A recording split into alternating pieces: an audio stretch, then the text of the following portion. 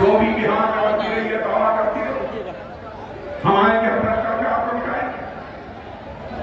पंडित जवाहरलाल नेहरू ने कहा था भ्रष्टाचार समाप्त करके हम भारत की गरीबी को समाप्त है। इंदिरा जी ने भी कहा कि भ्रष्टाचार को मैं समाप्त करके भारत की गरीबी को दूर करेंगे। डॉक्टर मनमोहन सिंह जी भी ये कहते थे, राजीव गांधी जी ने भी इसके पहले नहीं कहा, लेकिन भ्रष्टाचार समाप्त नहीं हुआ मेरे रहने। लेकिन मैं आपसे पढ़े लिखे लोगों से अपील करना चाहता हूं, अब तक की जितने भी कांग्रेस की सरकार नहीं, एक भी ऐसी सरकार नहीं है जिस सरकार के मंत्रियों के ऊपर अथवा सरकार के ऊपर भ्रष्टाचार के गंभीर आरोप लगे। यहां तक कि डॉक्टर मनमोहन सिंह जी के शासनकाल में सरकार में बैठे हुए मंत्री भ्रष्टाचार के आरोपों के कारण जेल की हवा खानी थी, लेकिन कोई मां का लाल हड़ताल, चाहे हमारे आदरणीय अटल बिहारी वाजपेयी की सरकार रही हो, चाहे मोदी जी के नेतृत्व की आपकी सरकार हो, बहनों भाइयों, कोई उंगली उठाकर कहते कि हम मंत्री था भारतीय जनता पार्टी में भ्रष्टाचार कहे आरोप लगाने के लिए चाहे कोई कुछ भी आरोप।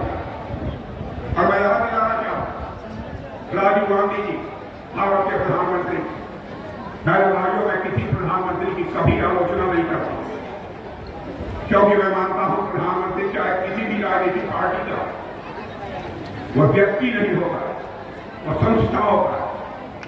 लेकिन राजीव गांधी जी ने एक बार अपनी मजबूरी जाहिर करते थे, कहा क्या करें, हम दिल्ली के बैंक से 100 पैसा लेते, लेकिन नीचे पहुंचते पहुंचते लोगों की जेबों बाबू से 14 पैसा पहुंच पाता है, 86 पैसा या भ्रष्टाचार की भेंट चल जाता है।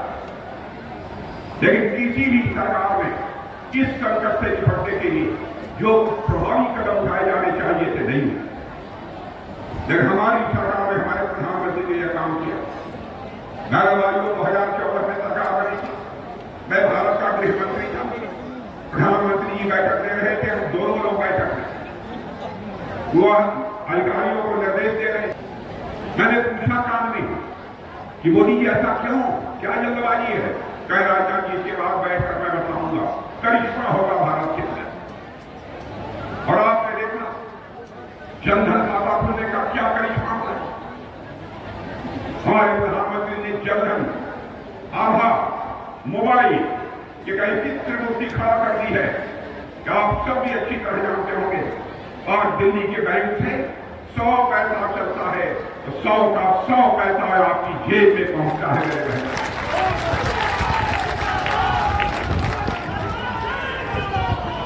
भ्रष्टाचार पर भाषण देकर समाप्त नहीं किया जाए।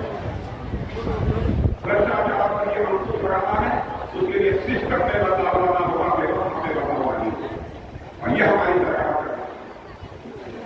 और मैं भारत की ताकत इसको देखना चाहता हूं। मेरे व्यापार आपको मालूम होगा, मैं जानता हूं बिहार की जनता राजनीतिक दृष्टि से सर्वाधिक जागरूक जनता।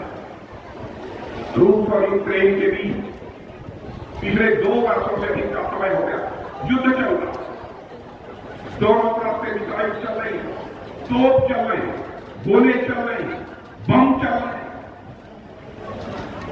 हमारे भारत के रहने वाले हजारों बच्चे यूक्रेन में पढ़ते थे, उनके माता पिता जो भारत में रहते थे, उन्हें चिंता हुई कहीं रूस से चलने वाले मिसाइल और बम से हमारे बच्चों की जिंदगी के खतरे में पड़ गई।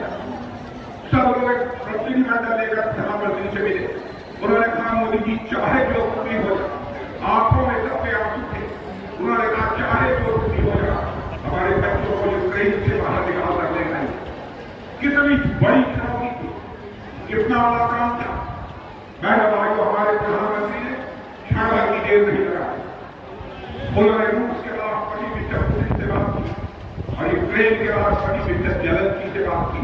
और आपको जानकर खुशी होगी, आपका सीना चौड़ा हो जाएगा। दोनों राष्ट्रपतियों से बात करने के बाद 4.5 घंटे के लिए रूस और यूक्रेन का युद्ध रुक गया और 22,000 भारत के यह है हमारा,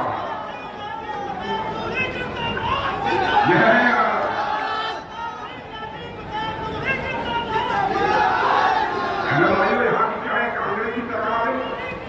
कांग्रेस आरजेडी की मिली हुई सरकार भ्रष्टाचार के लोगों पर आरोप लगता है, फिर भी डरके नहीं छोड़ता।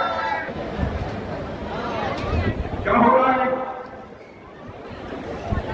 भैया तो राजनीतिक दिशे जाओगे, बड़ा परिवर्तन ला सकते हो आपकी होगा। इसलिए मैं आप लोगों से अपील करना चाहता हूं, मेरे बहनों भाइयों, इधर देखिए उधर देखिए। भारतीय जनता पार्टी का जो प्रत्याशी है अथवा हमारे एनडीए का हमारा जेडीयू का जो प्रत्याशी है, आंख बंद करके रहने भाइयों आपकी बहुत करनी चाहिए अपील करने के लिए। लालटेन युग की वापसी की ही सूरत में बिहार में नहीं होनी चाहिए। मैं विशेष रूप से जवानों से कहना चाहता हूं, लेकर फैसला लेकर आएगा। कभी कहते धर्म के आधार पर आरक्षण देने की व्यवस्था हमारे भारत के संविधान में नहीं है। क्यों देश की जनता के आंखों में आप भूल लोगे? कैसे लोगे? हिम्मत है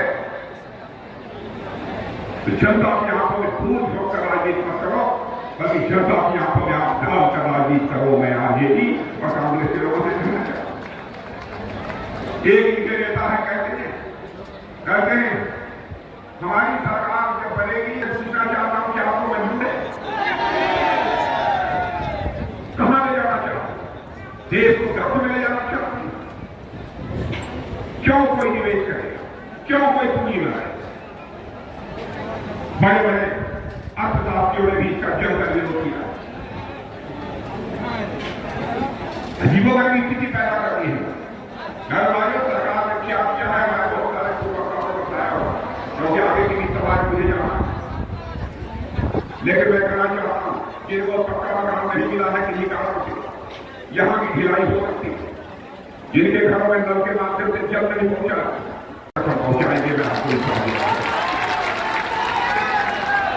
और घर जाकर अपने बड़े बुजुर्गों को बता देना, घर जाकर अपने बड़े बुजुर्गों को बता देना। अभी तक आयुष्मान भारत यानी 5 लाख रुपए तक का मुफ्त इलाज यह व्यवस्था थी, लेकिन एक निश्चित आमदनी, निश्चित इनकम ग्रुप के लोगों के लिए यह व्यवस्था थी। और इस बार जो घोषणा पत्र तैयार हुआ, मैं बताऊं, घोषणा पत्र का चेयरमैन वही था। प्रधानमंत्री जी के साथ हम लोग बैठे जब उसको फाइनल स्टेज देने के लिए, तो उन्होंने कहा कि भाई चाहे कोई करोड़पति हो, अरबपति हो या गरीब, यदि 70 साल के ऊपर की उम्र है, उसे मुफ्त में 5 लाख रुपए की जो है चिकित्सा दी जानी चाहिए। और आप सुन लीजिए, सरकार बनने के बाद 1 महीने के अंदर जो भी आपके परिवार में आपके माता पिता, बाबा दादी जिनकी उम्र 70 साल के ऊपर होगी, मेरे बहन भाइयों, उनको मुफ्त यह सुविधा मुहैया कराएंगे। आने बच्चे अपने साल के को मैं अपील करने के लिए आया हूं। लोकतंत्र संकट में पड़ जाता है। हम लोगों के ऊपर आरोप लगाते, इमरजेंसी लोगों ने लगाई, लोकतंत्र का बड़ा लोगों ने बोला।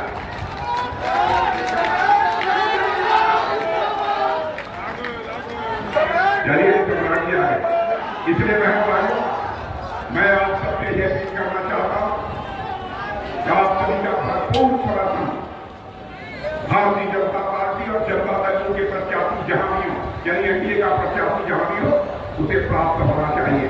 और आगे साहब जी का जहां तक प्रश्न है, उनसे आप सभी लोग अच्छी तरह परिचित। जमकर राजीव साहब जी ने अपने क्षेत्र की सेवा की, जमकर सेवा की। कभी कभी लोग हमारे यहाँ संसद में भी कहते थे, राजीव जी आप अपने संसदीय क्षेत्र को ज्यादा समय देते, हम लोग तो इतना नहीं देते। राजीव साहब जी यही कहते हैं, क्षेत्र की जनता ने यदि मुझे चुन कर यहाँ पर भेजा है तो हमसे जो अपेक्षाएं हैं, उन अपेक्षाओं को पूरा करने की मैं अपनी कई भरपूर में कोशिश करूंगा। और बराबर राजीव साहब ने इस काम को किया है। और आज मैं आपको बताकर जाना चाहता हूं, मेरे बहनों भाइयों, राजीव साहब जी कोई सामान्य शख्सियत नहीं है। राजीव साहब जी मुझे लगता है केवल सांसद आप नहीं चुन रहे हैं, आप एक बड़ी हस्ती को चुन रहे हैं। यह मैं आपको मैं कहना चाहता हूं। आप सबका भरपूर समर्थन प्राप्त होना चाहिए, यही अपील करते हुए और आप सबको धन्यवाद देते हुए अपना निवेदन समाप्त करता हूं। आप सबको बहुत बहुत धन्यवाद। धन्यवाद आदरणीय राजा साहब।